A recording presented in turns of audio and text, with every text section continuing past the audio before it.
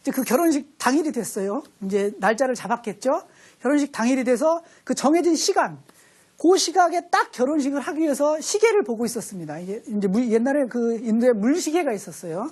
그 물시계에서 물이 줄어드는 양을 쫙 보고 있다가 정확히 정해진 시간이 되면 빨리 가서 결혼을 하려고 기다리고 있는데, 이 릴라바티가 기다리고 있는 동안 자기 그 결혼하려고 한 신부의 이 장식품 중에서 머리에 꽂는 장식 중에 진주 한 알이 똑 떨어졌어요.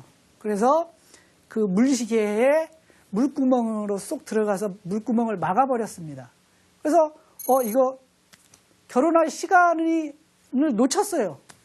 그래가지고 이제 신부가 이제 슬퍼했겠죠. 그래서 이 아버지인 바스카라가 자기 딸 릴라바티를 위해서 릴라바티라는 책을 쓰게 됩니다. 이게 수학책이죠. 자, 그런데 이제 그 수학책에는 여러 가지 재미있는 수학 문제들이 많이 있습니다. 근데 지금처럼 x제곱은 얼마 이렇게 나온 게 아니고, 그때 당시 인도의 수학은 전부 다 문제가 어땠냐면 산문 또는 시 이런 식으로 주어졌습니다. 한번 여러분들 그 릴라바티에 있는 시를 하나 보실까요? 순수한 연꽃들 다발에서 3분의 1, 5분의 1, 그리고 6분의 1이 각각 바쳐졌네. 시바 신에게, 비슈뉴 신에게, 수리야 신에게, 4분의 1은 부하바니 신에게 선물되었네. 나머지 6송이 꽃은 훌륭한 스승에게 바쳐졌네. 꽃들의 수가 얼마였는지 얼른 나에게 말해보게. 자, 여러분들 이 시를 옛날 수학 문제가 이랬습니다. 이걸 풀기 위해서요, 여러분들 받치기 전에 수를 요즘처럼 풀겠습니다. 받치기 전에 꽃송이의 수를 x라고 한다면 그 x는 3분의 1x 더하기 5분의 1x 더하기 6분의 1x 더하기 4분의 1x 더하기 마지막 스승한테 준 6개에서 더하면 이퀄 x가 되겠죠, 전체. 자, 그래서 이게 결국은 뭐가 되느냐? 1차 방정식이 됩니다. 결국 그 문제는 1차 방정식을 풀어라 라는 얘기가 됐어요. 그래서 그 문제를 풀면 원래 처음에 받치기 전에 꽃은 120송이, x 이퀄 120송이가 됩니다. 자, 그 다음에 그래서 이제 이런 식의 수학 문제들이 그 릴라바티와 그 나중에 종자산술이라는 책에 아주 많이 나와 있습니다. 그 다음에 이제 한참 세월이 지나서 인도의 유명한 수학자 중에 20세기에 라마누잔이라는 수학자가 있었습니다. 이 사람은 나중에 영국의 수학자 하디라는 수학자한테 발탁이 돼서 영국으로 건너가서 하디와 같이 연구를 하게 됩니다. 근데 집을 떠났다 보니까 이 사람이 이제 몸이 아프게 됐어요. 그래서 병원에 입원했습니다. 어느 날 하디가 이 라마누잔을 방문하기 위해서 택시를 타고 갔어요. 그러면서 이제 투덜거렸습니다.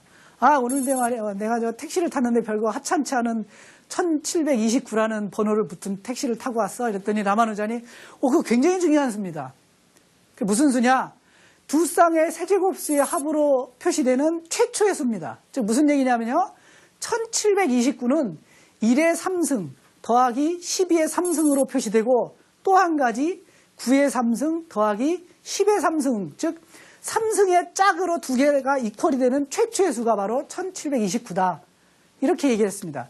그 라마누잔은 사실은 바스카라 이후에 가장 뛰어난, 바스카라만큼 뛰어난 연산 능력과 계산 능력, 수학 실력을 지녔다고 여겨지고 있습니다. 그래서 요즘도 라마누잔에 관해서 그 연구가 많이 되고 있습니다.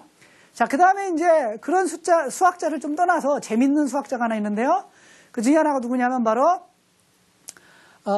카프리카라는 사람입니다. 이게 인도 수학자인데요. 이 카프리카라는 사람이 무슨 야채 이름 같죠? 근데 이 사람이 어느 날 기차여행을 하게 됩니다. 인도가 워낙 땅이 넓으니까 이제 기차여행을 쭉 하는데 어느 마을에 들렀습니다. 마을에 들렀는데 마침 이 마을에 들르자마자 폭풍우가 막 몰아치게 됩니다. 그때 기차역에 있던 이정표, 다음 정거장이 어디인지를 표시하는, 몇 킬로 남았는지를 표시하는 이정표가 뚝 떨어집니다. 그래서 반으로 딱 갈라집니다. 거기 적혀있던 숫자가 얼마냐면은 3025입니다. 3025 숫자를 바꾸면 3025가 되겠지요. 이 숫자가 딱 따라서 반으로 딱 쪼개집니다. 즉 30과 25로 갈라지게 돼요. 30과 25를 가만히 보고 있는데 이 바로 카프리카가 이거 재밌는 수다. 왜? 원래 숫자가 3025, 3025였는데 반으로 딱 갈르니까 30과 25가 됐고 그걸 더합니다. 더했더니 55가 되죠. 55를 제곱했더니 얼마 나오냐? 바로 3025, 3025가 되더라. 그래서 그 이후로 사람들은 이 수를 이런 성질, 반으로 딱 잘라서 더해서 제곱하면 원래 수가 나오는 수, 이런 수를 카프리카 수라고 합니다. 그래서 지금 현재 두 자릿수의 카프리카 수는 81이 있죠. 81 두 개 더하면 9가 됩니다. 9제곱하면 81이 되죠. 그 다음에 이제 세 자리는 없습니다. 반 잘라야 되니까요. 네 자릿수에는 아까 말했던 3025도 있고 2025도 있고 9801이 있습니다. 그 다음에 6자릿수도 있고요. 8자릿수까지 현재 카프리카 수가 구해져 있습니다. 한번 여러분도 열심히 연구해서 여러분들의 이름이 붙은 우리나라 사람들의 이름이 붙은 수를 한번 만들어 보시죠. 어쨌든 간단한 저 인도의 역사에 대해서 얘기했는데요. 자, 인도가 이렇게 계산도 잘하고 수학도 잘했다면 그리스 수학과는 어떤 차이가 있을까요? 약간 차이가 있습니다. 이 지금 나왔던 제가 앞에서 몇 명 소개시켜드렸던 그 인도의 수학자들은 대부분이 천문학을 겸하고 있었습니다. 사실은 수학자라기보다는 천문학자라는 말이 더 정확합니다. 그래서 인도에서는 수학을 천문학의 희녀로 여겼어요. 근데 그리스에서는 어떻습니까? 수학은 독립적인 학문으로 여겼습니다.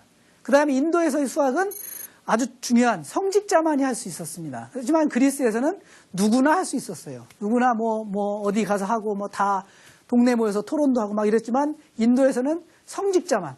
예. 그 다음에 인도에서는 산수를 굉장히 중요시 여겼습니다. 그래서 뭐 대수가 발전했죠. 아까 말했다시피 뭐 그 릴라바티에 나오는 시 같은 거 이런 식이 많이 발전했습니다. 대신에 그리스는 이집트로부터 물려받은 기하학이 발전하게 됐죠. 그 다음에 중요한 게 하나 있습니다. 인도 수학은요, 증명이 없어요. 동양 수학과 똑같습니다. 동양 수학도 증명이 없습니다.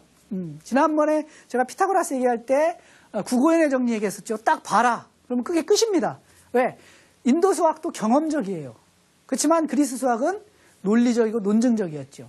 이렇게 좀 차이가 있습니다. 자, 그래서 이런 인도 수학들을 바탕으로 그 다음에 인도의 수학에 어떤 일들이 벌어졌는지를 한번 살펴볼까요?